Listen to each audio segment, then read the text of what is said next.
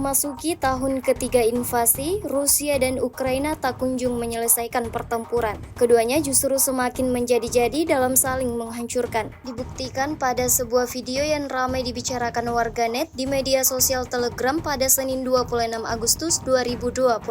Dalam rekaman tersebut memperlihatkan penghancuran UAV Keren 2 oleh tembakan dari senapan mesin FNMAGMI-8 milik Angkatan Bersenjata Ukraina. Tampak tentara Ukraina dengan senapan pamungkasnya mulai membidik targetnya secara brutal, seperti yang terlihat dalam rekaman. Hingga video ini beredar, beragam komentar dituliskan warganet.